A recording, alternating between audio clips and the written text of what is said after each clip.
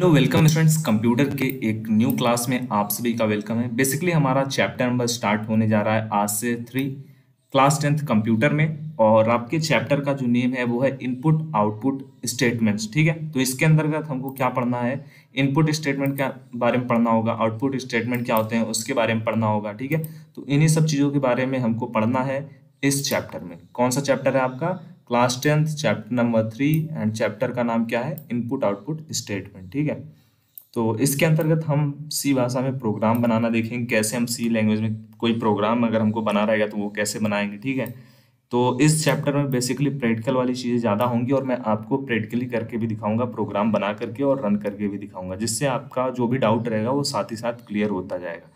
ठीक है, तो इससे जो भी आपका क्वेश्चन रहता है माइंड में वो सब यहाँ पे सॉल्व होते रहेंगे। ठीक है, तो बेसिकली इसमें जो मेनली जो 5 टॉपिक हैं जो हमको पढ़ने हैं, पहला यहाँ पे कंट्रोल इनपुट और आउटपुट फंक्शन क्या होता है, कंसोल इनपुट आउटपुट फंक्शन क्या होते हैं।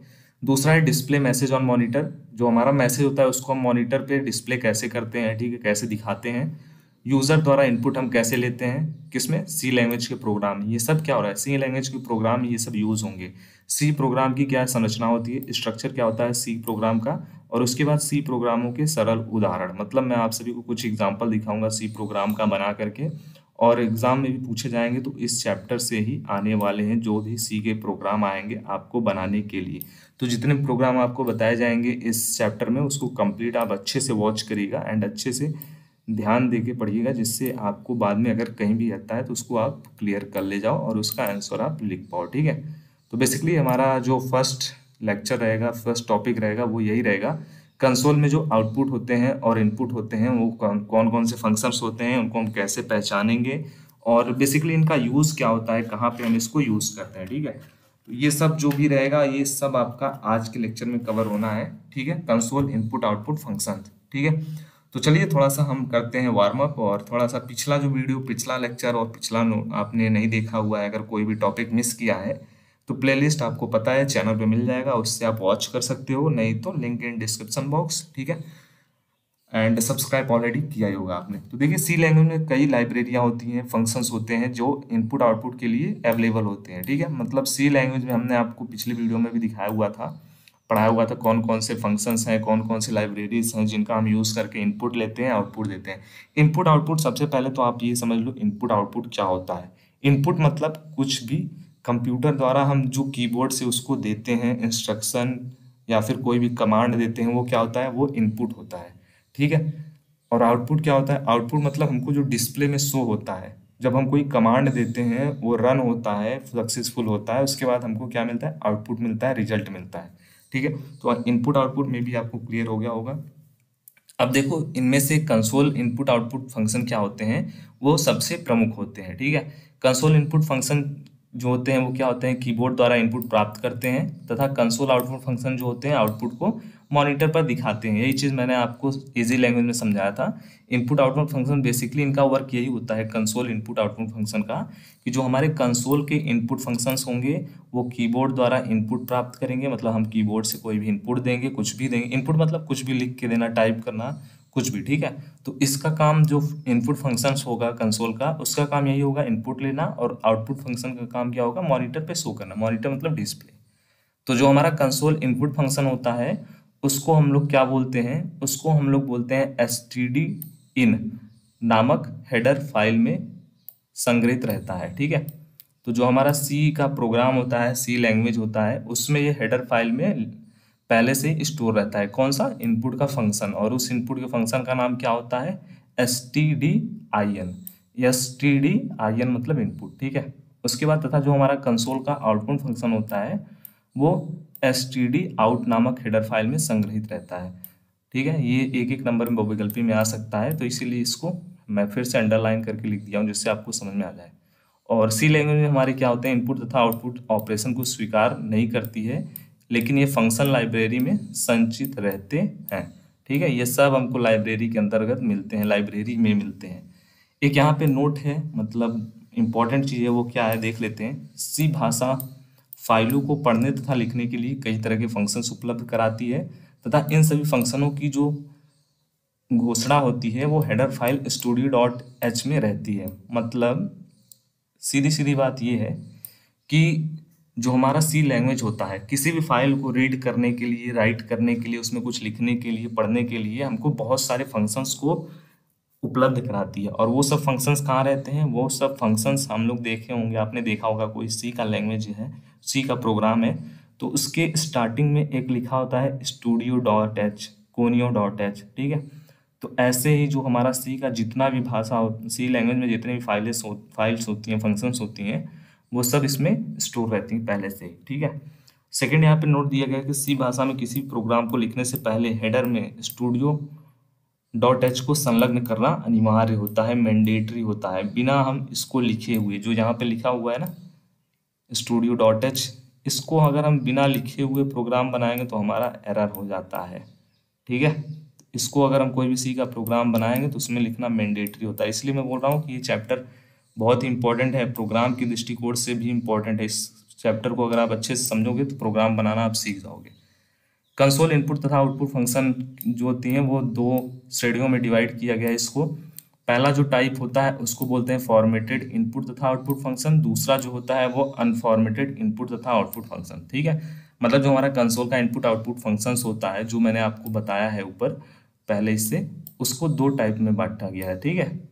पहला हो गया फॉर्मेटेड, दूसरा होता है अनफॉर्मेटेड। नाम से ही थोड़ा बहुत आपको चीज़ें क्लियर होगी। फॉर्मेटेड मतलब इसमें जो भी होगा सब कुछ फॉर्मेट रूप में होगा, ठीक है, अच्छे से दिखाई देगा, अच्छे से एडिट कर सकते हैं, सब कुछ कर सकते हैं, फॉर्मेट में उसको रख सकते हैं। अनफॉर्मेट में क्या होगा, ये उसको उतना ज़्यादा हम मॉडिफाई नहीं कर सकते हैं, ठीक है। तो आइए देखते हैं फॉर्मेटेड इनपुट आउटपुट फंक्शन क्या होते हैं। तो बेसिकली जो इस तरह के फंक्शंस होते हैं, इनपुट फंक्शंस होते हैं, वो कीबोर्ड द्वारा इनपुट लेते हैं तथा आउटपुट फंक्शंस की सहायता से मॉनिटर पर आउटपुट फॉर्मेटेड में दिखाते हैं, ठीक है। फॉर्मेटेड रूप से आउटपुट मॉनिटर पर प्रदर्शित करने से तात्पर्य यह है कि आउटपुट को मॉनिटर पर मनचाहे तरीके से दिखाया जा सकता है।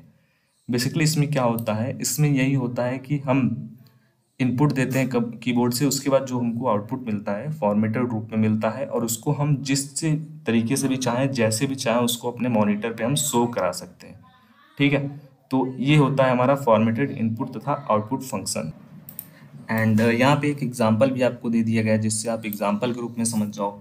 जैसे एक एग्जांपल है, किसी भी छात्र का नाम है, पता है, आयु है, मोबाइल नंबर है, ये सब डिटेल्स है, ठीक है, उसको हमको मॉनिटर पर दिखाना है। तो फॉर्मेटेड जो आउटपुट होता है उसका यूज़ करके हम आउटपुट को मॉनिटर पर उचित स्थान में दिखा सकते हैं। जैसे उसका जो भी डिटेल रहेगा उसको हम डिवाइडेड कर सकते हैं, अलग अलग जानकारी, जैसे यहाँ पे नाम लिख दिया, ठीक है, यहाँ पे उसका नाम शो करा दिया, यहाँ पे उसका एज लिख दिया, ठीक है, यहाँ पे एज शो करा दिया, यहाँ पे हमने उसका मोबाइल नंबर लिख दिया, यहाँ पे मोबाइल नंबर शो करा दिया। तो सब कुछ क्या है, फॉर्मेट में है, मतलब एक तरीके से यहाँ पे है जिसको अगर कोई भी देखेगा तो इजिली भी में समझ जाएगा। तो ये क्या होता है, ये होता है हमारा फॉर्मेटेड इनपुट तथा आउटपुट फंक्शन। सेकेंड हमारा क्या है, अनफॉर्मेटेड। तो इस तरीके के इनपुट जो फंक्शंस होते हैं उसमें भी सेम वही रहता है, मतलब कीबोर्ड से इनपुट तो लिया जाएगा, बट जो हमारा आउटपुट होगा वो फंक्शंस की सहायता से मॉनिटर पे दिखाएंगे, लेकिन जो आउटपुट होगा फंक्शन द्वारा मॉनिटर पर आउटपुट की फॉर्मेटिंग नहीं की जा सकती है। मतलब जो हमको आउटपुट मिलेगा मॉनिटर पे जैसा शो होगा सेम टू सेम वैसा ही रहेगा, उसमें हम कुछ अपने एंड से नहीं कर सकते हैं। उसको अगर हम चाहें थोड़ा सा एडजस्ट कर लें, थोड़ा सा उसको फॉर्मेट रूप में कर दें, सब कुछ स्टेप बाय स्टेप कर दें, तो ये चीज़ें हम अपने एंड से नहीं कर सकते हैं। उसमें हमको जो भी मिलेगा, जैसा मिलेगा आउटपुट वैसा वहाँ पे शो होगा। तो ये होता है दोनों में मेन डिफरेंस। अभी इसका एक एग्जांपल आपको दिखा देता हूँ, फॉर्मेटेड इनपुट आउटपुट फंक्शंस और अनफॉर्मेटेड, ठीक है। फॉर्मेटेड इनपुट आउटपुट फंक्शन और अनफॉर्मेटेड इनपुट आउटपुट फंक्शन, इन दोनों का एक एक यहाँ पे दिया गया है आपको टेबल। और बेसिकली इस टेबल में क्या है, इस टेबल में कुछ नहीं है, इस टेबल में आपको बताया गया है कि आप कैसे इनपुट लोगे और कैसे उसका आउटपुट दोगे। जो हमारा फॉर्मेटेड मतलब अगर हमको किसी भी प्रोग्राम में हमको कोई भी वैल्यू को इनपुट लेना है और प्रिंट कराना है फॉर्मेट वे में जैसा हम उसको चाहें, तब हम यूज़ करेंगे इनपुट लेने के लिए स्कैन एफ।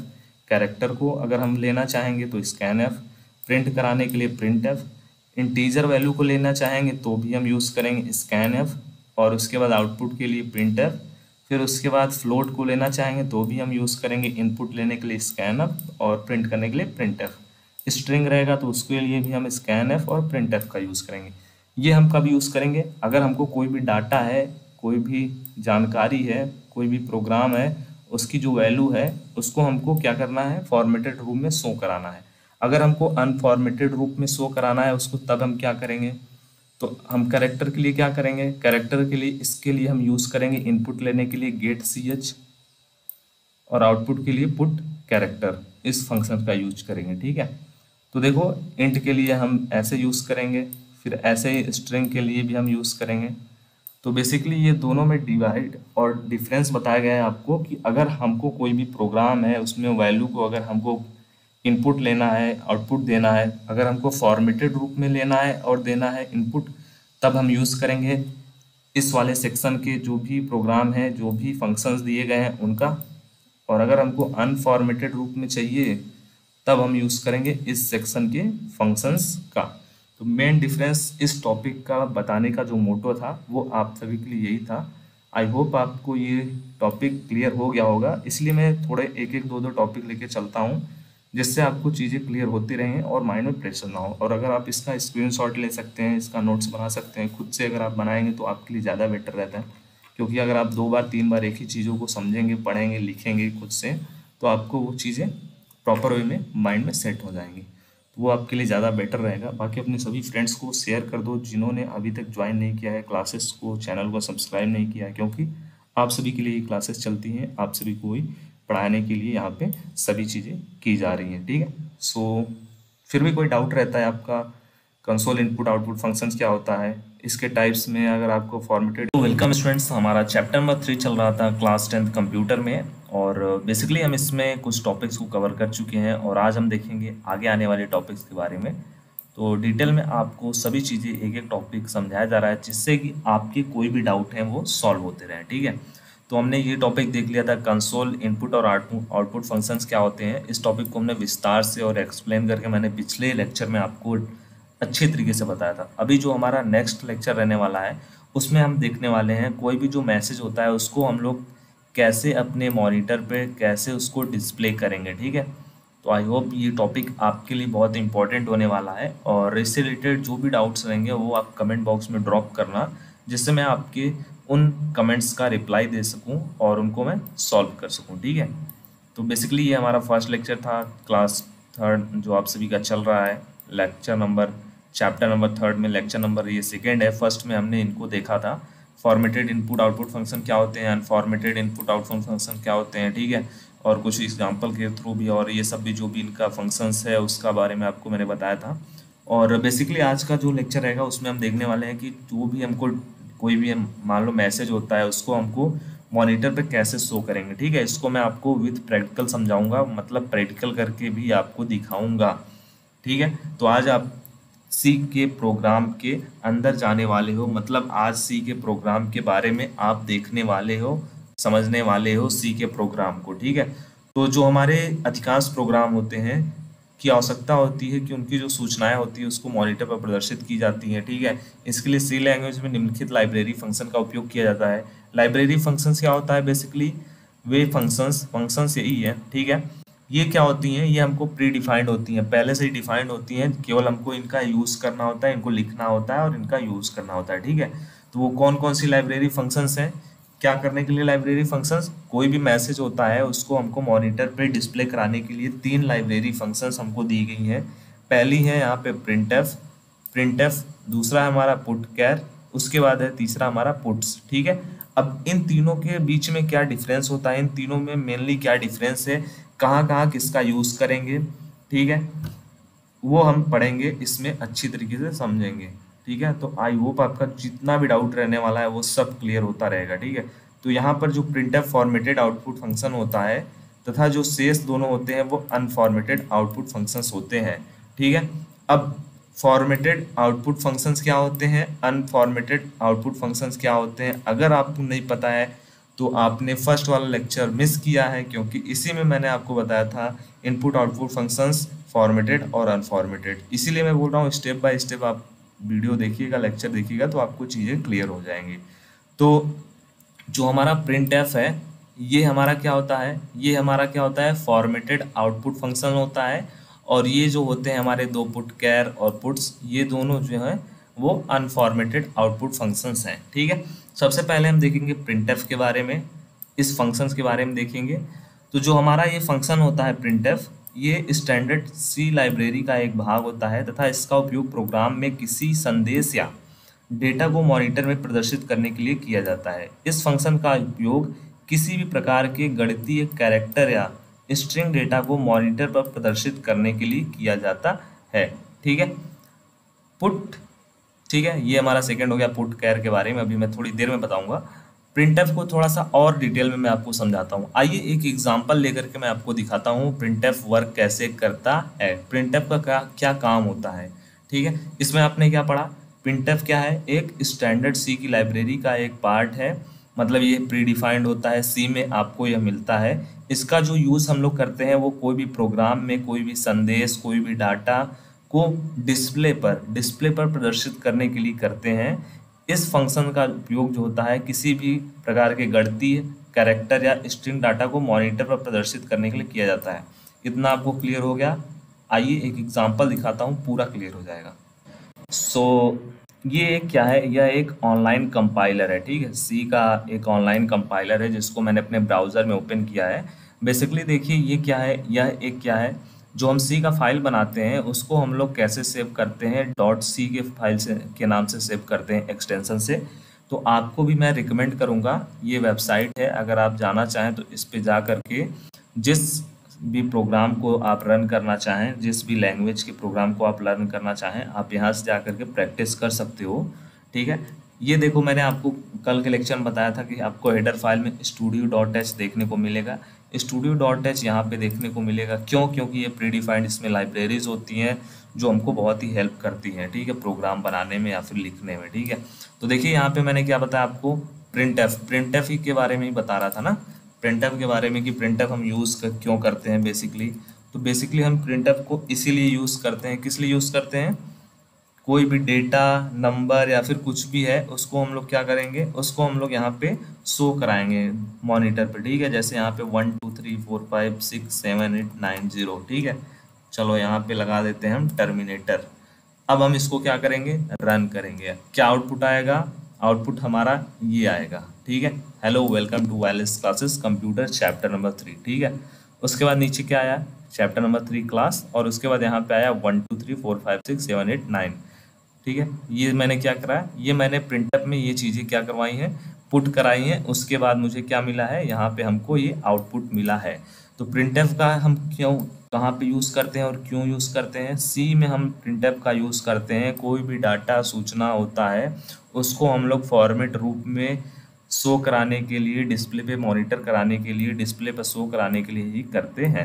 चलिए अब चलते हैं हम अपने डिफिनेशन की तरफ और लेक्चर की तरफ। आई होप आपको ये क्लियर हो गया होगा प्रोग्राम के थ्रू। चलिए अभी हम देखते हैं हमारा नेक्स्ट, वो है हमारा पुट कैर फंक्शन। ठीक है, पहला कौन सा था, पहला था हमारा प्रिंटफ फंक्शन। आई होप सब कुछ आपको समझ में आ गया होगा, विथ एग्जाम्पल मैंने आपको बताया है। ठीक है, अब आता है हमारा पुट कैर फंक्शन। तो जो हमारा इस फंक्शन का उपयोग होता है केवल एक वर्ड को मॉनिटर पर लिखने के लिए किया जाता है। ठीक है, सिंगल वर्ड को मॉनिटर पर शो कराने के लिए किया जाता है।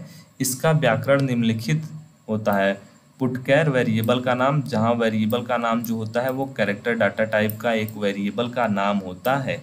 उदाहरण के लिए यदि ए मॉनिटर पर हमको लिखना होता है तो हम लोग कैसे लिखते हैं, पुटकैर और उसके बाद ए लिखेंगे। ठीक है, या फिर यदि ए इक्वल टू हमको सी लिखना होता है तो इस वेरिएबल के मान को मॉनिटर पर प्रदर्शित करना होता है तो हम निम्न प्रकार से लिखेंगे। ठीक है, तो देखिए यहाँ पे दिया गया है पुटकैर और उसके बाद ए। ठीक है, ये हमको क्या रिजल्ट मिला है। तो यहाँ पे ध्यान रखने वाली बात ये है कि ए एक क्या है, कैरेक्टर कांस्टेंट है, जबकि ए एक वेरिएबल नेम भी है। ठीक है, दोनों सेम है। अब आपको थोड़ा बहुत अगर इसमें कंफ्यूजन लग रहा होगा तो मैं आपको एक प्रोग्राम के थ्रू समझाता हूँ, सब चीज़ें आपको क्लियर हो जाएंगी। बेसिकली हमारा जो पुटकैर फंक्शन होता है इसका हम लोग यूज़ क्यों करते हैं, इसका हम लोग मेनली यूज़ इसलिए करते हैं जब हमको केवल एक वर्ड को मॉनिटर पर लिखना होता है। एक वर्ड 1 लेटर, ओनली 1 लेटर अगर हमको वहाँ पर लिखना होगा कहीं पर भी, तब हम वहाँ पे पुटकैर फंक्शन का यूज़ करेंगे। ठीक है, और जो हमारा यहाँ पे रहना चाहिए एक वर्ड, वो क्या रहना चाहिए, कैरेक्टर डाटा टाइप का ही रहना चाहिए। मेनली ये इसके लिए जो है रिस्ट्रिक्शन है। चलिए आइए एक एग्जांपल के थ्रू आपको समझा। ठीक है। अब आइए, प्रिंटफ का हो गया, प्रिंटफ को हम हटाते हैं। अब हम करते हैं कौन सा, पुटकेर। ठीक है, पुटकेर को हम देखते हैं इसके बारे में। चलिए देखिए, यहाँ पे टर्मिनेटर लगा दिया और उसके बाद यहाँ पे रन करा दिया। क्या आया, ये हमको मिल गया, हमारा डिस्प्ले में हो गया, हमको रिजल्ट आ गया, ए आ गया। ठीक है, यही हमको यहाँ पे बताया जा रहा था कि पुटकेर का हम बेसिकली यूज़ किस लिए करते हैं।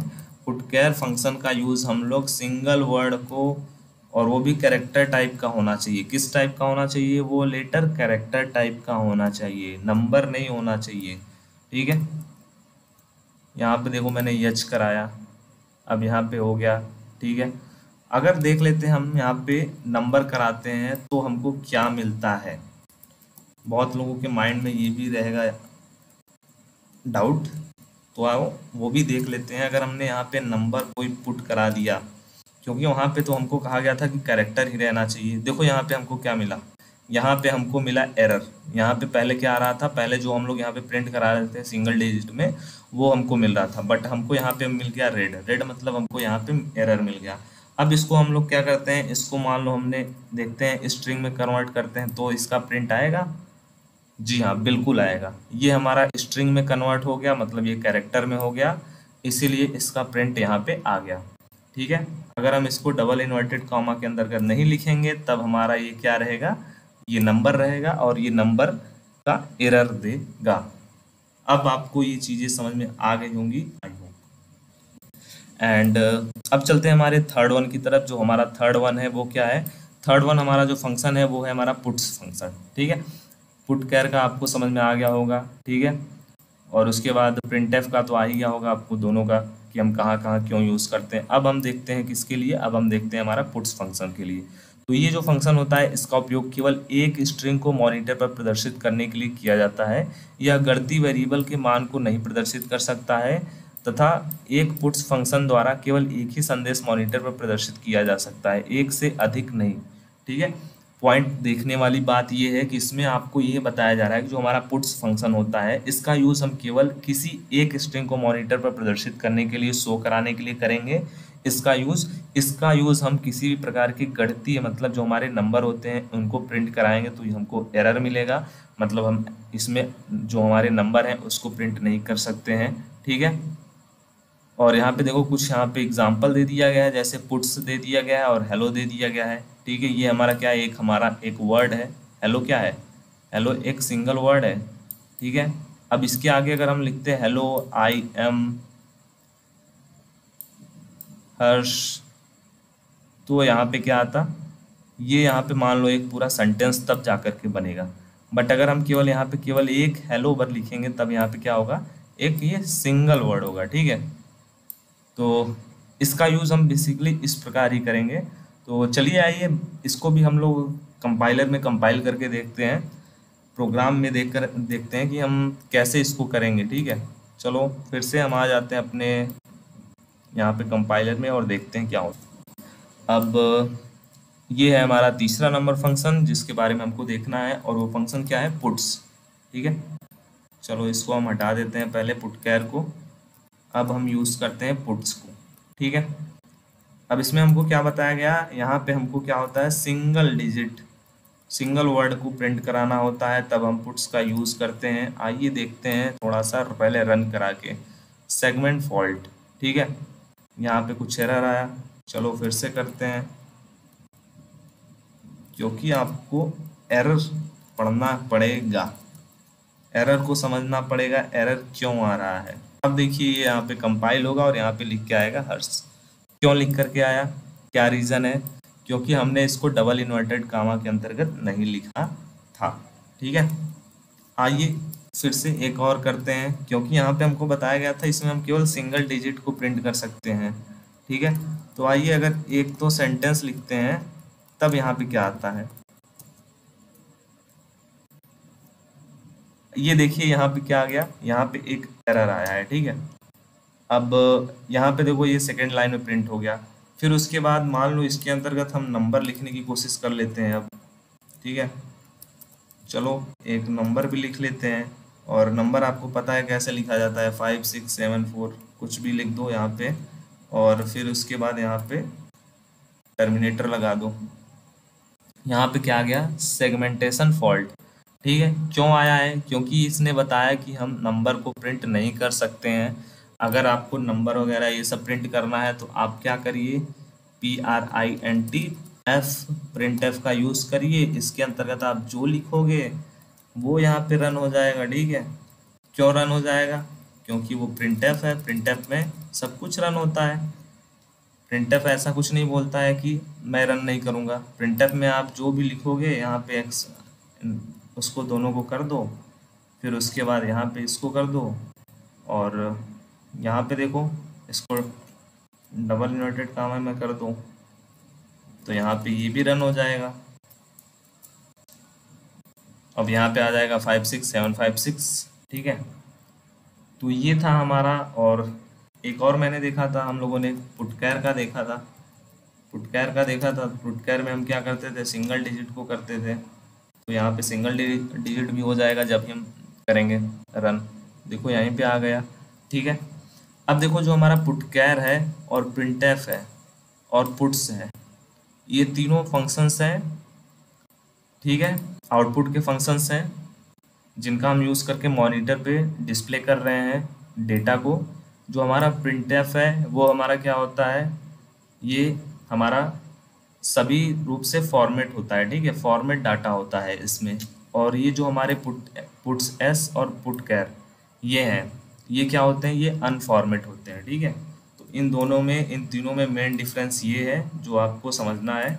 So hello, welcome students, class 10th का आप सभी का कंप्यूटर में चैप्टर नंबर 3 चल रहा था और हमारा ये 3rd लेक्चर है चैप्टर नंबर 3 में। ठीक है, इसमें हमने कुछ टॉपिक्स को कवर कर लिया है। प्लेलिस्ट को चेक कर लीजिएगा अगर आपने उन टॉपिक्स को मिस किया है या फिर प्रीवियस लेक्चर्स को मिस किया है, प्रीवियस चैप्टर्स को मिस किया है। ठीक है, एक एक टॉपिक आपको समझाया जा रहा है जिससे आपको कहीं से भी क्वेश्चन आता है तो आप उसको सॉल्व कर पाएँ और आपका इंफॉर्मेटिव हमेशा इंफॉर्मेशन इन सब टॉपिक से रिलेटेड आपके पास हो जाए। ठीक है, तो आज का जो टॉपिक रहने वाला है वो रहने वाला है हमारा यूज़र से इनपुट लेना। ठीक है, मतलब सी प्रोग्राम में हम यूज़र से हम कैसे इनपुट लेंगे। यूज़र से इनपुट लेने का मतलब क्या, मैं आपको समझाना चाहता हूँ इस टॉपिक में, वो मैं आपको बताऊँगा। और फर्स्ट लेक्चर में ये कवर हुआ था console input function, output function, और सेकंड नंबर लेक्चर में ये हुआ था हमारा डिस्प्ले। कोई भी मैसेज रहता है उसको हम कंप्यूटर में या फिर लैपटॉप के मॉनिटर पे कैसे डिस्प्ले कराएंगे। ठीक है, मैसेज को। तो चलिए स्टार्ट करते हैं यूज़र द्वारा इनपुट लेने के लिए। ठीक है, उसके लिए हम क्या करेंगे, उपयोगकर्ता द्वारा इनपुट लेना। तो ठीक है, तो बेसिकली उसके लिए हमको इनपुट के 3 फंक्शंस प्रोवाइड किए गए हैं। पहला जो है वो है हमारा स्कैन एफ। इसके पहले जब मैंने आपको आउटपुट के बारे में बताया था डिस्प्ले पर देखने के लिए, तो उसमें मैंने आपको बताया था प्रिंट एफ के बारे में। ठीक है, तो दोनों इनमें डिफरेंस है, दोनों अलग अलग है, तो दोनों को आप सभी एक मत समझिएगा। ठीक है, प्रिंट एफ अलग होता है फंक्शन, स्कैन एफ अलग होता है, दोनों का यूज़ अलग होता है, दोनों का वर्क अलग होता है। तो स्कैन एफ क्या होता है और इसका एक एग्जांपल भी आपको करके दिखाऊंगा ऑनलाइन, सीधा कंपाइलर पे सी प्रोग्राम बना के दिखाऊंगा जिससे आपको पूरी चीज़ें क्लियर हो जाएंगी 101%। तो जो हमारा सी होता है, सी लैंग्वेज होता है, उसमें प्रयुक्त इनपुट फंक्शंस में जो स्कैन एफ है हमारा, वो इनपुट फंक्शन होता है जो प्रोग्राम के उपयोगकर्ता से इनपुट प्राप्त करने के लिए उपयोग किया जाता है। इसका उपयोग कीवर्ड स्कैन एफ है। ठीक है, जिसका उपयोग इनपुट देने और उसे वेरिएबल में स्टोर करने के लिए किया जाता है। यह फंक्शन विभिन्न प्रकार के डेटा टाइप्स को पढ़ सकता है जैसे कि पूर्णांक, दशमलव, वर्णमाला आदि। यहाँ स्कैनएफ का परिभाषा आपके लिए बताया गया है। ठीक है, तो बेसिकली जो हमारा स्कैनएफ है वो क्या है, एक प्रकार का इनपुट फंक्शन होता है। ठीक है, और इसका हम यूज़ बेसिकली सी लैंग्वेज में करते हैं। इसका यूज़ करने के लिए हमको स्कैन एफ फंक्शन एक कीवर्ड है जो हमको प्रोवाइड किया गया है पहले से ही, उसको हमको लिखना रहता है। ठीक है, और इसका जो यूज़ होता है बेसिकली इनपुट लेने के लिए या फिर हमको वेरिएबल में स्टोर करने के लिए डेटा को किया जाता है। और जो डेटा हो सकते हैं वो कैसे हो सकते हैं, पूर्णांक हो सकते हैं, दशमलव हो सकते हैं, वर्णमाला हो सकते हैं, ये सभी चीज़ें हो सकती हैं। एक एग्जांपल दिखाता हूँ आपको, 101% पूरे डाउट जो हैं वो क्लियर हो जाएंगे। ठीक है, तो चलिए पॉज करके हम चलते हैं अपने क्रोम में और कंपाइलर में दिखाता हूँ एक सी का प्रोग्राम करके उसको कंपाइल करके। और वो प्रोग्राम किस चीज़ के लिए होगा? वो प्रोग्राम हमारा होगा स्कैनफ इनपुट फंक्शन के लिए। ठीक है, इसको आप कैसे यूज़ करोगे, कैसे प्रोग्राम में लिखोगे। अब यहाँ पे हमने सी का एक कंपाइलर है जो ऑनलाइन मैं आपको यूज़ करके दिखाता हूँ। और इसमें मैंने यहाँ पे सी का एक प्रोग्राम लिखा हुआ है include studio.h, ये हमारा हेडर फाइल है। ये प्रोग्राम आप कैसे लिखोगे वो भी मैं आपको स्टेप बाय स्टेप दिखाऊंगा। जब इसका टॉपिक आएगा तो उसमें मैंने आपको बताऊंगा कि इसमें स्कैन हमारा include studio.h क्या है, इंट मेन क्या है फंक्शन, रिटर्न क्या है। ठीक है, ये सब चीज़ आपको बताऊंगा। अभी आप केवल समझने के लिए, एग्जाम्पल के लिए समझ लो आप। प्रिंटफ का यूज़ हम लोग क्या करते हैं, प्रिंटफ का यूज़ हम क्यों करते हैं? मेनली हम प्रिंटफ का यूज़ करते हैं बेसिकली कोई भी मैसेज होता है उसको हमको शो कराने के लिए, डिस्प्ले कराने के लिए हम इसका यूज़ करते हैं। ठीक है, जो भी हम लिखेंगे प्रिंटफ में वो हमारा डिस्प्ले हो जाता है।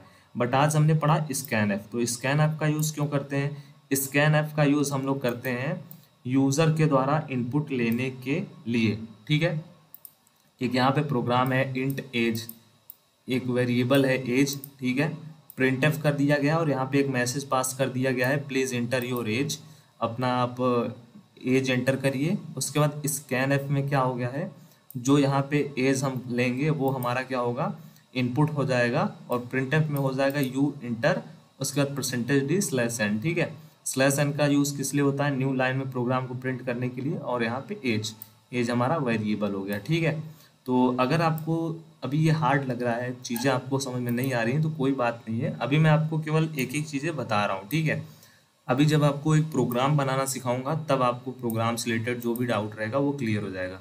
अभी के लिए बस आप समझो स्कैन एफ क्या है। ठीक है, स्कैन एफ का बेसिकली यूज़ किस लिए होता है वो मैंने आपको बता दिया। अब चलिए स्कैन एफ यहाँ पे यूज़ हुआ है और हम देख लेते हैं अपना। ठीक है, सबसे पहले इसको मैं हटा देता हूँ, नहीं तो आपको चीज़ें क्लियर नहीं होंगी। चलो यहाँ पे मैं क्लियर करके यहाँ पे मैं रन कर दे रहा हूँ। ठीक है, स्कैन एफ यहाँ पे है, प्रिंट एफ यहाँ पे है। तो पहले प्रिंट एफ है, प्रिंट एफ में यहाँ पे क्या लिखा है, प्लीज़ एंटर योर एज। यहाँ पे आ गया प्लीज़ एंटर योर एज। अब हम यहाँ से इनपुट देंगे, जो भी इनपुट देंगे एज में वो यहाँ पे स्टोर हो जाएगा। चलिए 45 लिख के मैंने इंटर किया। अब देखिए क्या आ गया, यू इंटर्ड। ये मैसेज है ना प्रिंटफ में, प्रिंटफ में क्या लिखा हुआ है, यू इंटर्ड, इसलिए यहाँ क्या आ गया, यू इंटर्ड आ गया। उसके बाद परसेंटेज डी यहाँ पे है स्कैन एफ के अंतर्गत, जो हमने 45 दिया था वो स्कैन एफ में जा करके एज में स्टोर हो गया और यहाँ पे एज आ गया। ठीक है, यहाँ पे 45 आ गया। ठीक है, तो ये था हमारा स्कैन एफ का बेसिकली यूज़। कैसे हम करोगे, कैसे करोगे आप सी के प्रोग्राम में, वो मैंने आपको बताया है। तो आप होप आपको चीज़ें समझ में आ गई होंगी इसके रिगार्डिंग। ठीक है, अब हम चलते हैं अपने प्रोग्राम की तरफ, नेक्स्ट टॉपिक। अब हमारा जो नेक्स्ट टॉपिक है वो है हमारा सेम टू सेम। बेसिकली जो हमारा यूज़र से इनपुट लिया जाता है वो 3 फंक्शन के द्वारा, इनपुट फंक्शन के द्वारा लिया जाता है। पहला जो इनपुट फंक्शन है वो क्या है, स्कैन एफ। दूसरा हमारा है गेट कैर फंक्शन और तीसरा हमारा जो है वो है हमारा गेट्स फंक्शन। ठीक है, तो ये जो 3 फंक्शंस हैं इनका मेनली यूज़ किया जाता है यूज़र के द्वारा इनपुट लेने के लिए। यूज़र के द्वारा इनपुट मतलब हमको पहले से वहाँ पे दिया नहीं रहेगा वैल्यू, हम जो वैल्यू पुट कराएंगे वही वहाँ पे जा करके स्टोर होगा। ठीक है, तो गेट कैर जो हमारा है वो सी लैंग्वेज में प्रयुक्त इनपुट फंक्शन होता है, जो एक अक्षर मतलब एक कैरेक्टर को पढ़ने के लिए उपयोग किया जाता है। यह फंक्शन एक अक्षर पढ़ता है जो यूज़र द्वारा टाइप किया गया है और उसे वर्चुअल कीबोर्ड से प्राप्त करता है। ठीक है, कल के भी लेक्चर मैंने आपको बताया था गेट कैर के बारे में, समथिंग दिस, तो उसमें भी कुछ इसी का था। आज भी जो हमारा टॉपिक है वो कुछ इसी से रिलेटेड है, उसी से मिलता जुलता है। ठीक है, तो इसका भी एक प्रोग्राम देख लेते हैं, गेट कैर का यूज़ कहाँ पे किया गया है, प्रोग्राम में कैसे किया गया है। ठीक है, फिर जो डाउट रहता है वो आप कमेंट बॉक्स में ड्रॉप कर देना। तो यहाँ पे देख लीजिए एक प्रोग्राम मैंने लिख दिया है आप सभी के लिए, और यहाँ पे रिटर्न में ये सब चीज़ें नहीं रहती हैं। अब सही, ठीक है, तो देखिए यहाँ पे गेट कैर का यूज़ हुआ है। बेसिकली इसको मैं क्लियर कर दूँ तो गेट कैर का यूज़ यहाँ पे मैं आपको बताऊँगा कि आप कैसे करोगे, क्यों करोगे। तो ये हमारा हेडर फाइल है, ये हमारा इंट मेन फंक्शन है, ये हमारा कैरेक्टर टाइप, कैरेक्टर क्या है, वेरिएबल है, ठीक है। देखो प्रिंट एफ में यहाँ पे लिखा है प्लीज इंटर अ कैरेक्टर, ठीक है। एक कैरेक्टर आपको इंटर करना है, वो कैरेक्टर क्या होगा यहाँ पे जाकर के स्टोर हो जाएगा, और गेट कैर में जो हम वैल्यू देंगे वो इस वेरिएबल में, कैरेक्टर नामक वेरिएबल में जाके स्टोर हो जाएगा। फिर उसके बाद प्रिंट एफ में हमारा यू इंटर्ड मैसेज पास होगा, और जो हमने कैरेक्टर मतलब दिया हुआ है अपनी तरफ से इंटर करेंगे वो यहाँ पे शो हो जाएगा। चलिए एक बार करके देखते हैं, ठीक है। तो मैंने यहाँ पे रन किया, प्लीज इंटर अ कैरेक्टर यहाँ पे लिख रहा है, हम लिख देते हैं एच और कर देते हैं इसको एंटर, और यहाँ पे देखो मैसेज क्या आ गया, यू इंटर्ड एच। कैसे आया, वही सेम प्रोसेस हुआ है जो मैंने आपको चीज़ें क्लियर की हैं। यहाँ पे क्या हुआ है, कैरेक्टर मतलब कैर टाइप का एक वेरिएबल कैरेक्टर बनाया गया है। उसके बाद प्रिंट एफ में यहाँ पे मैसेज पास किया गया है प्लीज इंटर अ कैरेक्टर, जो मैसेज यहाँ पे शो हो रहा है। उसके बाद कैरेक्टर नाम का वेरिएबल में गेट कैर फंक्शन को रन कराया गया है, इनपुट फंक्शन को। ये इनपुट फंक्शन क्या करा रहा है, ये वैल्यू हमसे इनपुट कराएगा, लेगा, और वही वैल्यू हमको यहाँ पे जाकर के कैरेक्टर में स्टोर हो जाएगा वेरिएबल में। फिर उसके बाद ये मैसेज हम ऑलरेडी पास कर रहे हैं यू इंटर्ड, फिर उसके बाद यहाँ पे न्यू लाइन में जाकर के ये स्टोर हो जाएगा और शो हो जाएगा, ठीक है। तो ऐसे ही होता है हमारा रन, ये फंक्शन जो भी डालोगे कैरेक्टर वो यहाँ पे आकर के हो जाएगा एंटर्ड। तो आई होप आपको ये समझ में आ गया होगा गेट कैर इनपुट फंक्शन के बारे में। अब आइए देखते हैं थर्ड नंबर इनपुट फंक्शन हमारा क्या है।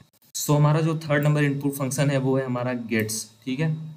तो गेट्स भी हमारा एक सी लैंग्वेज में प्रयोग होने वाला इनपुट फंक्शन होता है, जो एक पूरी वर्डमाला स्ट्रिंग को पढ़ने के लिए उपयोग किया जाता है, ठीक है। इसमें क्या था, यह सिंगल कैरेक्टर को पढ़ने के लिए यूज़ किया जाता था, और जो हमारा गेट्स फंक्शन है इनपुट फंक्शन वो पूरी वर्णमाला स्ट्रिंग को पढ़ने के लिए उपयोग किया जाता है। यह फंक्शन जो होता है स्टैंडर्ड इनपुट से डेटा पढ़ने के लिए उपयोग किया जाता है, जिसमें न्यूरल चर मतलब न्यू लाइन कैरेक्टर के बाद तक के सभी वर्ड कैरेक्टर पढ़े जाते हैं, ठीक है। इसका एक एग्जांपल भी आपको रन करके दिखाऊंगा, जिससे इससे रिलेटेड सब चीज़ आपके डाउट क्लियर हो जाएंगे, ठीक है। जैसे मैंने यहाँ पे आपको गेट कैर फंक्शन इनपुट फंक्शन का बताया example, scan F input function का बताया, वैसे ही हम देखते हैं अपने गेट्स का इनपुट फंक्शन का एक एग्जांपल। यहाँ पे एक मैंने सी का एक प्रोग्राम लिख दिया है। अभी आपको ज़्यादा सी के प्रोग्राम पे इसमें फोकस नहीं करना है, बस आपको टॉपिक के ऊपर फोकस करना है, ठीक है। सी का प्रोग्राम आपको नेक्स्ट लेक्चर में बताया जाएगा, उसका स्ट्रक्चर क्या क्या होता है, कैसे आप समझोगे, ठीक है। तो वो आपको आगे देखना है, पहले आप फोकस करेंगे अपने टॉपिक के ऊपर, ठीक है। तो यहाँ पे देख लीजिए, यहाँ पे इंट मेन है, फिर उसके बाद कैर है, फिर प्रिंटफ है। प्रिंटफ में जो मैसेज हुआ है पास वो शो करेगा, मतलब प्लीज़ एंटर योर नेम। तो आपको यहाँ पे एक स्ट्रिंग पास करना होगा, फिर उसके बाद क्या होगा, उसको हम गेट एस फंक्शन में डालेंगे, फिर उसके बाद इसमें जाकर के वो स्टोर हो जाएगा। साइज ऑफ से साइज पता चलता है, ये सब फंक्शन है, ठीक है। फिर नेम में जो हम वैल्यू स्टोर करेंगे यहाँ पे पुट करेंगे, वो इसमें स्टोर हो जाएगा और यहाँ पे आकर के प्रिंट हो जाएगा। चलो और रन करके देख लेते हैं, प्लीज़ इंटर योर नेम। चलिए मान लीजिए मैंने एक नेम यहाँ पे दे दिया, अब देखते हैं क्या आता है, ठीक है। योर नेम इज़ हर्ष, ठीक है, यहाँ पे पास होकर के आ गया और यही चीज़ें स्टोर हो गई। यही मेरा आपको बताने का मोटो था, जो कि मे बी आपकी जो भी डाउट्स हैं वो क्लियर हो गई होंगी। सिंगल वर्ड रहेगा तो गेट कैर, सिंगल वर्ड अगर हमको कहीं पर भी इनपुट लेना रहेगा तो हम यूज़ करेंगे गेट कैर। कहीं पे हमको एक स्ट्रिंग लेना रहेगा, ठीक है, वर्डमाला स्ट्रिंग लेना रहेगा, तब हम यूज़ करेंगे गेट्स। और अगर हमको कोई भी और भी लेना रहेगा, इसके अलावा कोई भी सेंटेंस या फिर और भी चीज़ें, नंबर, इन सब चीज़ों को इनपुट लेना रहेगा from user, then we have to use scanf, ठीक है। इनपुट लेना रहेगा, जब हमको इनपुट लेना रहेगा तब हम इन चीज़ों का यूज़ करेंगे, ठीक है। सो यही था हमारा इस टॉपिक के अंतर्गत पूरा, जो कि टॉपिक ही हमारा था यूज़र से हम इनपुट कैसे लेंगे। उसके लिए कुछ इनपुट के फंक्शन आपको दिए गए हैं सी लैंग्वेज में, वो कौन कौन से हैं, वो है हमारा पहला स्कैन एफ, दूसरा हमारा है गेट कैर, तीसरा हमारा है गेट्स। ये तीन इनपुट के फंक्शन हैं फ्रॉम यूज़र, अगर आपको यूज़र से लेना है। कल के टॉपिक में मैंने आपको बताया हुआ था कि जब हमको कोई भी मैसेज प्रिंट कराना रहेगा डिस्प्ले पे, तब हम क्या। सो न्यू लेक्चर में आप सभी का वेलकम है। बेसिकली हमारा 4th नंबर ये लेक्चर है हमारे chapter number 3 class 10th computer में, और हमारा लेक्चर है आज का सी प्रोग्राम की संरचना, जिसमें हम देखने वाले हैं एक सिंपल सा सी प्रोग्राम कि मतलब जैसे एक कोई भी सी का प्रोग्राम होता है हमारे सी लैंग्वेज का, तो उसमें क्या क्या संरचना होती है, मतलब क्या क्या उसका स्ट्रक्चर होता है, कौन कौन सी फाइल्स होती हैं या फिर कौन कौन से फंक्शंस होते हैं, ओवरऑल उसमें होता क्या है। ठीक है, पूरा आज ए टू जेड इसमें क्या क्या यूज़ किया जाता है, क्या क्या होती हैं। अभी तक आपको सी के प्रोग्राम के बारे में ज़्यादा चीज़ें पता नहीं होंगी, बट आज का ये लेक्चर देखने के बाद आपको बहुत सारे डाउट्स जो हैं वो क्लियर हो जाएंगे। फिर भी कोई एक दो डाउट्स रह जाते हैं आपके माइंड में या फिर कोई और भी डाउट आता है इससे रिलेटेड, तो कमेंट बॉक्स आपके लिए ही दिया जाता है। जल्दी से जाइएगा, कमेंट कर दीजिएगा, जिससे हमारी टीम आपके लिए उन डाउट्स पे सॉल्व करना स्टार्ट कर दे आंसर को। ठीक है, और दोस्तों के साथ शेयर करना, जिससे उनके भी इन सब डाउट्स क्लियर हो जाएं, वो भी इन सब टॉपिक्स को पढ़ लें। तो हमारा टॉपिक है सी प्रोग्राम की संरचना। बेसिकली एक जो सी प्रोग्राम होता है उसकी संरचना मतलब बनावट या फिर उसका स्ट्रक्चर क्या होता है वो हम जानेंगे। तो एक प्रोग्राम आपको दिया गया है, ये होता है हमारा पहला हेडर फाइल, हैज़ इंक्लूड, उसके बाद स्टूडियो डॉट एच, फिर उसके बाद हमारा होता है मेन फंक्शन, फिर उसके बाद हमारा मेन ब्लॉक स्टार्ट हो जाता है, मेन फंक्शन का ब्लॉक। उसके बाद हम यूज़ करते हैं और भी इसके अंतर्गत जो यूज़ करना चाहें, प्रिंट एफ, स्कैन एफ, जो भी यूज़ करना है। फिर आपने ये देखा होगा रिटर्न जीरो, और उसके बाद हमारा यहाँ पे समापन का स्टेटमेंट। ठीक है, तो ये सब मेनली आपको, ये जो चार चीज़ें आपको बताई गई हैं वो मेनली हर सी के प्रोग्राम में रहती ही हैं, और ये आपको हर सी के प्रोग्राम में देखने को मिलेगा। ये मोस्ट इम्पॉर्टेंट पार्ट है। और एक होता है हमारा ये, अगर हमको किसी भी सी के प्रोग्राम में कमेंट लिखना होता है, कमेंट मतलब प्रोग्रामर को वो दिखेगा बट आउटपुट में वो चीज़ें नहीं दिखेंगी। तो सी के प्रोग्राम में अगर हमको कोई भी कमेंट लिखना है तो हम यूज़ करते हैं ये साइन को, ये सिंबल को, और इसके बीच में लिख देते हैं। जैसे ये, इसको हम यूज़ करते हैं। ठीक है, इसको यूज़ करते हैं स्टार्ट करने के लिए, इसको यूज़ करते हैं एंड करने के लिए, और इसके बीच में जो भी लिखते हैं वो हो जाता है हमारा कमेंट। ठीक है, तो आइए इन सब चीज़ों के बारे में देख लेते हैं। इंक्लूड स्टूडियो डॉट एच क्या होता है, मेन फंक्शन क्या क्या होता है, इसके अंदर क्या होता है, प्रिंटफ क्या होता है, रिटर्न जीरो क्या होता है या फिर रिटर्न क्या होता है। ठीक है, तो पहले हम स्टार्ट करते हैं इंक्लूड स्टूडियो डॉट एच से। तो जो हमारा इंक्लूड स्टूडियो डॉट एच होता है, इस लाइन में studio dot H header file को शामिल किया जाता है। ठीक है, ये हमारा हेडर फाइल होता है जो पहले से ही इनपुट और आउटपुट से संबंधित फंक्शनों को प्रदान करता है। मतलब इसमें जो होता है इंक्लूड स्टूडियो डॉट एच में पहले से ही जो प्री डिफाइंड फंक्शन होते हैं, प्री डिफाइंड लाइब्रेरीज होती हैं, वो इसमें स्टोर रहती हैं, जिससे हमको उसको इंस्टॉल नहीं करना होता है, हमको उसको पास नहीं करना होता है, केवल हमको रन करना होता है। ठीक है, ये हमको इन्वायरमेंट प्रदान करता है। अब बात करते हैं हमारे इंट मेन फंक्शन की। तो ये जो हमारा मेन फंक्शन होता है, जो प्रोग्राम की प्रमुख निर्देश होती हैं, प्रोग्राम की बाकी सभी कार्यवाही इस फंक्शन के अंतर्गत होती हैं। ठीक है, मतलब जो हमको एग्जैक्टली जो प्रोग्राम में लिखना है कि ये प्रोग्राम में हमको क्या करना है, तो जो हमारा मेन काम होता है, मेन जो चीज़ें होती हैं वो इंट मेन फंक्शन के अंतर्गत ही लिखी होती हैं। ठीक है, उसके बाद आता है हमारा राउंड ब्रेसेस। तो हमारी जो मेन फंक्शन के बीच में जो ब्रेसेस होती हैं, करली ब्रेसेस, प्रोग्राम की मुख्य लॉजिक होती हैं। आपका कोड इन ब्रेसेस के बीच में होना चाहिए। तो हमारा जो ये ब्रेसेस दिख रहा है आपको मेन फंक्शन के बाद, यहाँ पे आप देख रहे होगे मेन फंक्शन है, ये जो होता है ना, इसको हम लोग बोलते हैं फंक्शन। ठीक है, तो मेन फंक्शन के बाद आप ये देख रहे हो करली ब्रेसेस यहाँ पे लगा हुआ है, ये वाला। तो ये जो करली ब्रेसेस यहाँ पे स्टार्ट हुआ है, फिर उसके बाद ये एंड होता है। तो ये देखिए यहाँ पे एंड हुआ है। इसके बीच में यहाँ पे क्या है, इसके बीच में सब लॉजिक लगा हुआ है, इसका प्रिंट एफ का, रिटर्न का, और भी जो लगाना चाहें स्कैन एफ का, सब कुछ लगा सकते हैं। ठीक है, तो जो हमारा मेन लॉजिक होता है वो राउंड ब्रेसेस के, करली ब्रेसेस के अंतर्गत होता है, अंदर ही होता है। और इंट मेन फंक्शन के अंतर्गत जो प्रोग्राम में हमको निर्देश देना रहता है वो होता है। और रिटर्न किस लिए यूज़ करते हैं, तो प्रोग्राम की जो समापन स्टेटमेंट होती है यह फंक्शन से बाहर निकलने के लिए होता है। इसका मतलब यह होता है कि प्रोग्राम सफलतापूर्वक समाप्त हुआ। जीरो एक सफल वापसी कोड का सूचक होता है। ठीक है, तो जो हम रिटर्न जीरो इसलिए लिखते हैं क्योंकि इससे हमको पता चल जाता है कि ये जो हमारा प्रोग्राम का ये वाला जो स्टेटमेंट है या फिर यह जो हमारा फंक्शन है वो यहाँ पे कंप्लीट हो चुका है। इससे हम बाहर निकलने के लिए रिटर्न जीरो का इस्तेमाल करते हैं। और जो हमारा जीरो होता है वह इस बात का सूचना देता है कि हमारा जो रिटर्निंग है वो सफलतापूर्वक हुआ है। यह एक प्रकार का जीरो क्या है, कोड सूचक, सूचक का कोड है। ठीक है, जीरो। कोड का मैंने और कमेंट का मैंने ऑलरेडी आपको बता दिया, ये हम सिंबल का यूज़ करेंगे और बीच में जो लिखेंगे वो हमारा कमेंट के अंतर्गत आता है। तो एक ये छोटा सा स्ट्रक्चर है सी के प्रोग्राम का, ठीक है। एक सी का प्रोग्राम अभी रन करके देख लेते हैं तो आपके और भी डाउट क्लियर हो जाएंगे। इसी प्रोग्राम को रन कर लेते हैं। Include stdio dot h printf welcome to C program return 0। आइए देखते हैं इसमें हमको क्या आउटपुट मिलता है। बहुत सिंपल सा एक प्रोग्राम था जिसको मैंने आपको रन करके दिखाया। इस यहाँ पे ये हेडर फाइल है, ये हमारा फंक्शन है और ये हमारा उसके अंतर्गत कर्ली ब्रेसेस के अंतर्गत जो हम इंस्ट्रक्शन दे रहे हैं वो यहाँ पे फॉलो किया जा रहा है। और इंस्ट्रक्शन क्या है, प्रिंटफ हो रहा है। प्रिंटफ में क्या प्रिंट किया जाता है वो आपको पता है। प्रिंटफ का यूज़ किस लिए किया जाता है, प्रिंटफ का यूज़ बेसिकली प्रिंट करने के लिए किया जाता है। फिर आता है हमारा रिटर्न 0। रिटर्न 0 मतलब इस फंक्शन का पूरा काम कंप्लीट हो चुका है और अब हम सफलतापूर्वक फंक्शन से बाहर निकलेंगे, ठीक है। तो यहाँ पे ये हुआ कंप्लीट। फिर उसके बाद टर्मिनेटर का यूज़ कर दिया गया हम लोगों ने। टर्मिनेटर मतलब प्रोग्राम यहाँ पे कंप्लीट हुआ और उसके बाद यहाँ पे हमने रन किया तो केवल मैसेज हमने दिया है तो मैसेज यहाँ पे पास हो जाएगा जो हमने दिया है, वेलकम टू सी प्रोग्राम, ठीक है। बस इतना सिंपल सा यहाँ पे प्रोग्राम है और हमारा यहाँ पे कंप्लीट हो गया टोटल। तो हेलो वेलकम स्टूडेंट्स, यहाँ पे चल रहा था क्लास 10th में कंप्यूटर का चैप्टर नंबर 3 और चैप्टर नंबर 3 में हमने जो टॉपिक्स हैं उसको कर लिया था कंप्लीट।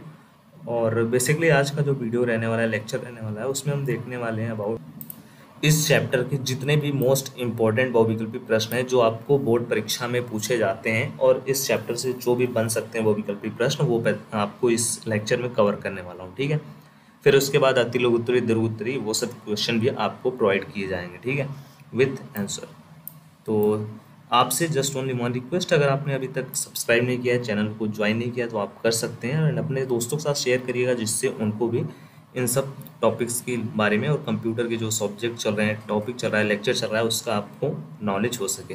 तो पहला यहाँ पे बहुविकल्पी प्रश्न है हमारा। ये बोर्ड परीक्षा में आपको 1 नंबर के लिए पूछे जाते हैं बेसिकली कि कंसोल इनपुट फंक्शन किसके द्वारा इनपुट प्राप्त करते हैं। जो हमारा कंसोल इनपुट फंक्शंस होता है वो किसके द्वारा इनपुट प्राप्त करता है, कीबोर्ड के द्वारा, प्रिंटर के द्वारा, मॉनिटर के द्वारा या फिर इनमें से सभी, किसके द्वारा वो इनपुट लेता है, ठीक है। तो आप सभी को ऑलरेडी पता होगा कीबोर्ड का यूज़ करके ही हम इनपुट देते हैं। तो हमारा correct answer is option number A. Second हमारा क्वेश्चन है कंसोल आउटपुट फंक्शन किस पर आउटपुट प्रदर्शित करता है, ठीक है। मतलब जो हम इनपुट देते हैं उसका आउटपुट हमको कहाँ पे देखने को मिलता है। बहुत ही इजी क्वेश्चन है। अगर आपने इन टॉपिक्स को पढ़ा हुआ है, नहीं पढ़ा हुआ है तो प्लेलिस्ट जाइए, चेक करिए प्लेलिस्ट वाले सेक्शन में, वहाँ पे आपको मिल जाएगा कीबोर्ड, मॉनिटर, प्रिंटर या फिर इनमें से सभी। तो आपको ऑलरेडी इसका करेक्ट आंसर पता है कि जो हमको कंसोल आउटपुट फंक्शन से आउटपुट मिलता है उसको हम अपने मॉनिटर पर ही देखते हैं। थर्ड नंबर क्वेश्चन है कंसोल इनपुट फंक्शन किस हेडर फाइल में संग्रहित होते हैं। ये जब टॉपिक आपको बताया गया था तो उसमें मैंने इस क्वेश्चन का आंसर बताया हुआ था कि जो std_in होता है उसमें कंसोल इनपुट फंक्शन का जो हेडर फाइल होता है उसमें संग्रहित होता है। तो correct answer is option number A. Fourth number question हमारा निम्नलिखित में से कौन सा जो फॉर्मेट है इनपुट फंक्शन का है, ठीक है। इनपुट फंक्शन का कौन सा फॉर्मेट है नीचे जो दिया गया है, ठीक है। printf, getS या फिर scanf फंक्शन या फिर getch फंक्शन। तो आप सभी को इसका आंसर ऑलरेडी पता होना चाहिए कि जो हमारा scanf फंक्शन होता है उसका यूज़ हम करते हैं फॉर्मेटेड इनपुट फंक्शन के लिए, ठीक है। फिर उसके बाद फिफ्थ नंबर क्वेश्चन निम्नलिखित में से कौन सा फॉर्मेटेड आउटपुट फंक्शन होता है, ठीक है। तो आपको इसमें बताना है कि कौन सा फॉर्मेटेड आउटपुट फंक्शन है। Formatted output function, unformatted output function अलग होगा, फॉर्मेटेड आउटपुट फंक्शन अलग होता है। तो इसका जो करेक्ट आंसर होगा वो होगा हमारा प्रिंटफ। आप सभी को ऑलरेडी पता है क्योंकि जब उसमें मैंने आपको बताया था फॉर्मेटेड इनपुट आउटपुट फंक्शन तो उसमें आपको इन सब चीज़ों के बारे में बताया था। फिर उसके बाद अनफॉर्मेटेड में मैंने आपको बताया था। 6 नंबर क्वेश्चन हमारा निम्नलिखित में से अनफॉर्मेटेड आउटपुट फंक्शन कौन सा है।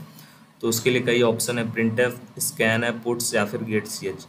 लेकिन क्वेश्चन को आप ध्यान से पढ़ना, अनफॉर्मेटेड आउटपुट फंक्शन। तो अनफॉर्मेटेड जो हमारा आउटपुट फंक्शन है वो है हमारा पुट्स, ठीक है। क्योंकि प्रिंटफ हमारा क्या है वो हमारा ऑलरेडी यहाँ पे डिक्लेयर हो गया है।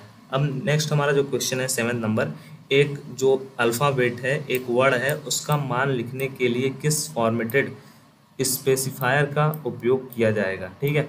तो हमारा जो अगर कोई भी हमको इनपुट कराना है कोई भी वैल्यू को, वो वैल्यू कैसी है, वर्ड रहनी चाहिए, ठीक है।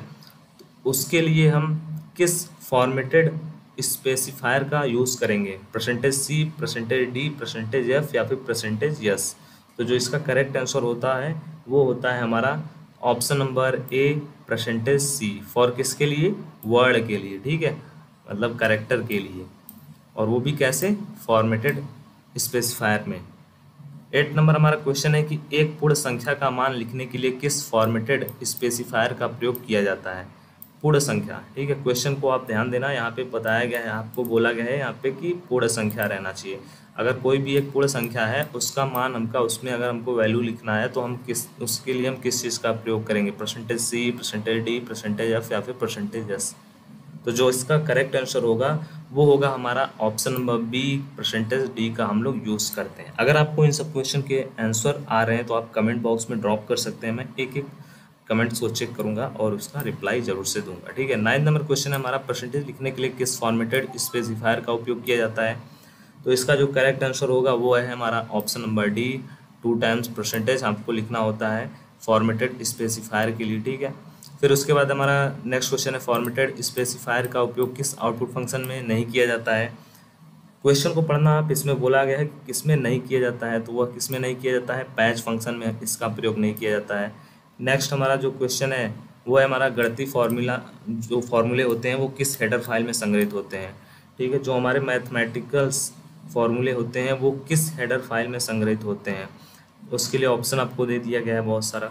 तो जो करेक्ट आंसर होगा वो हमारा होगा math.h, नाम से ही आपको पता चल रहा है, ठीक है। 12 नंबर क्वेश्चन है कि मेन हमारा जो फंक्शन होता है वो किस बॉडी में, किन कोष्ठकों में बंद होती है, ठीक है।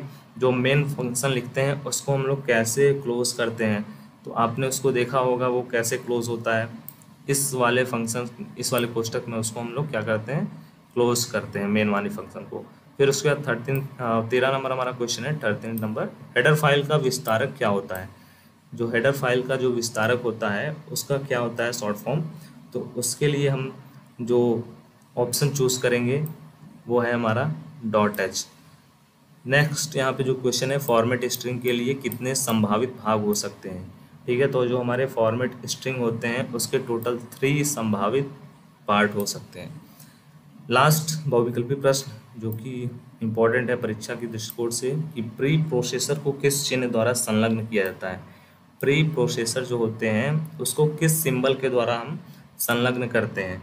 तो जो इसका करेक्ट आंसर होगा वो है हमारा रुपए का साइन, ठीक है, रुपए का।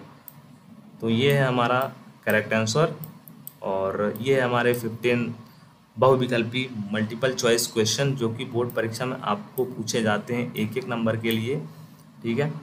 तो ये है हमारा कंप्लीट लेक्चर अबाउट आपके बहुविकल्पी प्रश्न के रिगार्डिंग। अति लघु उत्तरी प्रश्न, दीर्घ उत्तरी प्रश्न, लघु उत्तरी प्रश्न आपको नेक्स्ट लेक्चर में प्रोवाइड कर दिए जाएंगे। तो उसके लिए आप अपडेटेड रहिए, कनेक्टेड रहिए, सब्सक्राइब करके रखिए, और कमेंट बॉक्स में आप अपना जो भी फीडबैक है वो देना ना भूलिए, जिससे हम उस पर वर्क कर सकें और आपके लिए एक और बेहतर से बेहतर प्लेटफॉर्म तैयार कर सकें। चैप्टर नंबर 3 हमारा चल रहा था क्लास 10th कंप्यूटर में, जिसमें हमने देखा था कुछ बहुविकल्पी प्रश्न लेक्चर नंबर प्रीवियस में। बहुविकल्पी प्रश्न जो हमारे मल्टीपल चॉइस क्वेश्चन है बोर्ड परीक्षा से संबंधित महत्वपूर्ण, और जो महत्वपूर्ण नहीं है वो भी आपको बता दिया गया था, जिससे आपके पास वो हो जाए, उनके सोल्यूशन आप तैयार कर लें और पूरी तरीके से चैप्टर को अपने कंट्रोल में कर लें, पढ़ लें और अच्छी तरीके से तैयार कर लें। अब देखते हैं हम अपने अति लघु उत्तरी प्रश्न की तरफ। ये भी आपके बेसिकली एक एक नंबर वाले ही होते हैं, मतलब ये भी 1 लाइनर होते हैं। जैसे पहला क्वेश्चन यहाँ पे दिया गया, कंसोल आउटपुट फंक्शन किसे कहते हैं। बहुत ही इजी क्वेश्चन, अगर आपने इन टॉपिक्स को पढ़ा हुआ है तो आप इनके आंसर बहुत ही इजीली खुद से भी, जैसे मैं क्वेश्चन बोल रहा हूँ आपके माइंड में इसका आंसर आ जाना चाहिए। तो अगर आपने इन टॉपिक्स को नहीं पढ़ा हुआ है तो आपको क्या करना है, प्लेलिस्ट में जाइए, कंप्यूटर का प्लेलिस्ट है 2023-24 सेशन के लिए, वहाँ पे सब वीडियो, सब कुछ फाइल, सब कुछ अटैच कर दिया गया है। आपको जाइए, रन करिए, उसको ओपन करिए और लाइव क्लास को अटेंड कर लीजिए। जो भी टॉपिक आपको पढ़ना है वहाँ पे आप पढ़ सकते हैं, और उस सब्सक्राइब कर लीजिए, जिससे और भी जो भी वीडियो आने वाले हैं डेली आते हैं वो मिस ना हो जाए लाइव क्लास।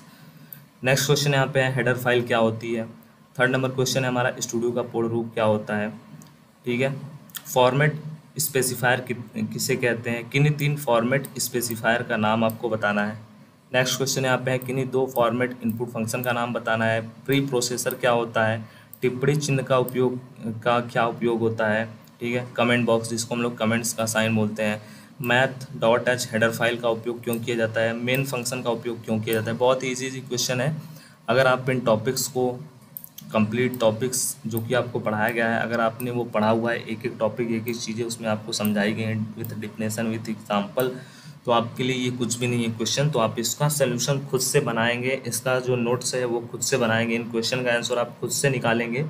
चाहे आप गूगल से जाइए सर्च करिए या फिर आप वीडियो लेक्चर देखिए, वहाँ से जा के इसका नोट्स बनाइए, जिससे आप एक बार इसको सर्च करेंगे, एक बार आप इसको देखेंगे, चीज़ों को समझेंगे और बेटर वे में आप इसका नोट्स तैयार करेंगे, तो आपको ही हेल्प होगा बोर्ड परीक्षा के टाइम में बहुत ही ज़्यादा, ठीक है। अब चलते हैं अपने लघु उत्तरीय प्रश्न की तरफ। लघु उत्तरीय प्रश्न जो होते हैं वो बोर्ड परीक्षा में आपको 2 मार्क्स के पूछे जाते हैं बेसिकली, मतलब ये 2 मार्क्स वाले होते हैं। और टोटल आपके कितने पूछे जाएंगे वो आपको जब मॉडल पेपर दिखाया जाएगा तो वहाँ पे आपको क्लियर चीज़ें बताई जाएंगी। तो इसमें क्वेश्चन दिया गया है गेट कैर फंक्शन के बारे में, स्कैनर फंक्शन के बारे में डिफरेंस लिखना है। इन दोनों में मेनली क्या डिफरेंस होता है वो आपको बताना है। निम्नलिखित डेटा को पढ़ाने के लिए स्कैनर फंक्शन लिखना है आपको। मतलब ये मान लीजिए आपको एक वैल्यू दे दिया गया है, 4 वैल्यू दे दिया गया है, अब आपको बस बताना है कि इसको आप कैसे रीड कराओगे अपने प्रोग्राम में। आगे एक दे दिया गया है निम्नलिखित प्रिंटफ फंक्शन द्वारा क्या आउटपुट प्राप्त होगा वो आपको बताना है, ठीक है। प्रिंटफ फंक्शन का क्या आउटपुट आपको मिलेगा वो आपको बताना है, ठीक है। यहाँ पे प्रिंटफ का बहुत सारा दे दिया गया, आपको 3-4 दे दिया गया है, इसको आपको रन कराना है, इसका आपको आउटपुट बताना है। कंसोल इनपुट तथा आउटपुट फंक्शन से आप क्या समझते हैं, संक्षेप में वर्णन करना है आपको, ठीक है। इन दोनों के बारे में ये पहला ही टॉपिक था, इसको मैंने आपको बहुत ही अच्छी तरीके से बताया था। फॉर्मेट स्ट्रिंग के सभी संभावित भागों को संक्षेप में आपको बताना है, ठीक है। जो हमारे फॉर्मेट स्ट्रिंग होते हैं उनको बताना है। नेक्स्ट क्वेश्चन यहाँ पे दे दिया गया है सी प्रोग्राम की मूलभूत संरचना का आपको संक्षेप में वर्णन करना है, ठीक है। सी प्रोग्राम जो होता है उसको आपको शॉर्ट में बताना है, उसमें क्या क्या चीज़ें होती हैं, ठीक है। उसमें कौन कौन से पार्ट होते हैं, हेडर फाइल क्या होता है, मेन प्रोग्राम फाइल क्या होता है, ठीक है। उसके बाद कंसोल का फाइल क्या होता है, इन सब चीज़ों के बारे में बताना है। इसका मैंने अलग एक डेडिकेटेड टॉपिक का लेक्चर बनाया हुआ है जो भी अपलोडेड भी है, वो भी आपको प्लेलिस्ट में देखने को मिल जाएगा, ठीक है। निम्नलिखित इनपुट कथनों में यदि कोई गलती हो तो आपको बताना है, और वो गलती आपको कैसे पता चलेगी, वो आपको पता चलेगा इसके थ्रू आपको प्रोग्राम रन कराओगे, तब जाकर के आपको पता चलेगा कि इसमें कौन सा जो है वो एरर दे रहा है और कौन से सक्सेसफुली रन हो रहे हैं। जो एरर दे रहे हैं उनको आपको बताना रहेगा। नेक्स्ट यहाँ पे वो है प्रिंटफ फंक्शन की मुख्य विशेषताओं का संक्षेप में वर्णन करना है, पुट्स फंक्शन की मुख्य विशेषताओं का वर्णन करना है संक्षेप में। इन सब क्वेश्चन का आंसर आप गूगल भी कर सकते हो, आप लेक्चर से भी पढ़ सकते हो, नोट्स से भी गो थ्रू कर सकते हो, और खुद से नोट्स बनाओगे तो आपके लिए ज़्यादा बेटर रहेगा। गेट कैर फंक्शन की मुख्य विशेषताओं का संक्षेप में वर्णन करना है, ठीक है। इतने जो क्वेश्चन है वो आज की वीडियो में कवर करते हैं। और अगर थोड़ा सा मैं देख लेता हूँ, टाइम है अभी, तो आइए देख लेते हैं हम अपने दीर्घ उत्तरीय प्रश्नों को भी। थोड़ा सा आपके लिए एक दिन का लीव रहेगा, जिससे आप इन क्वेश्चन को तैयार करिए, इन सब क्वेश्चन के आंसर को निकालिए, नोट्स बनाइए, और बहुत ही ज़्यादा यूज़फुल रहेगा आपके लिए ये कंप्लीट, ठीक है। तो चलिए देखते हैं अपने क्वेश्चन की तरफ। पहला क्वेश्चन यहाँ पे है, फ़ारेनहाइट तापमान को सेल्सियस तापमान में बदलने के लिए आपको प्रोग्राम बनाना है, और वो प्रोग्राम किस में रहना चाहिए, सी लैंग्वेज में रहना चाहिए, ठीक है। नेक्स्ट आपको प्रोग्राम बनाना है सी लैंग्वेज का कि किसी आयत का क्षेत्रफल तथा परिमाप ज्ञात करने के लिए आपको प्रोग्राम बनाना है। किस लैंग्वेज में बनाना है, सी लैंग्वेज में प्रोग्राम बनाना है। कैसे बनाते हैं प्रोग्राम वो आपको पता है। 3 संख्याओं का औसत ज्ञात करने के लिए आपको सी लैंग्वेज में एक प्रोग्राम बनाना है। किसी वृत्त का परिमाप ज्ञात करने के लिए सी लैंग्वेज में आपको प्रोग्राम बनाना है। साधारण ब्याज निकालने के लिए आपको सी लैंग्वेज में क्या बनाना है, प्रोग्राम बनाना है, ठीक है। तो एग्जाम्पल के लिए मैंने 2-3 प्रोग्राम आपको बताया हुआ था, वो भी टॉपिक आप देख लो, वहाँ पे मिल जाएगा आपको प्लेलिस्ट में। और ये 5 प्रोग्राम जो मोस्ट इम्पॉर्टेंट है वो मैं आपको दे रहा हूँ आपके असाइनमेंट के लिए, आपके होमवर्क के लिए, आप ऐसा समझ लो, ठीक है। गूगल करिए, जो भी करिए खुद से समझिए, खुद से लॉजिक बिल्ड करिए, वो आपके लिए ज़्यादा अच्छा रहेगा। गूगल से आप क्या कर सकते हो, आप एक एग्जांपल ले सकते हो, बट समझिए उसको कि इसमें कैसे किया गया है, और उसको अपने तरीके से करिए, ठीक है। अपने से खुद से प्रोग्राम लिखिए, क्योंकि बोर्ड परीक्षा में आपके लिए तभी ज़्यादा बेटर रहेगा अगर आप 1-2 बार 3 बार प्रोग्राम खुद से लिखे रहोगे, तो आपको पता रहेगा कि स्टार्टिंग में हमको क्या यूज़ करना रहता है, हेडर फाइल कहाँ लिखते हैं, उसके बाद फुटर फाइल कहाँ रहता है, कंसोल और प्रिंट का यूज़ हम लोग कहाँ करते हैं, कब करते हैं, स्कैन प्रिंटफ का यूज़ हम लोग कहाँ करते हैं, ठीक है। कोड को कहाँ पे लिखते हैं, ये सब पार्ट आपके क्लियर तभी होंगे जब आप प्रोग्राम बनाएंगे। तो इसीलिए इन सब क्वेश्चन को आपको खुद से ही सॉल्व करना है, जिससे आपका प्रैक्टिस हो। ठीक है, ये था लघु उत्तरीय प्रश्न, ये था हमारे अतु लघु उत्तरीय प्रश्न। लघु उत्तरीय जो प्रश्न होते हैं वो 2 नंबर के हैं, दीर्घ उत्तरीय जो प्रश्न होते हैं वो 4 नंबर वाले आते हैं। कल के जो प्रीवियस लेक्चर था उसमें मैंने आपको बहुविकल्पी प्रश्न बताया हुआ था 15, ये भी हमारे 1-1 नंबर वाले ही रहते हैं। तो बहुत सारे यहाँ पे जो चैप्टर के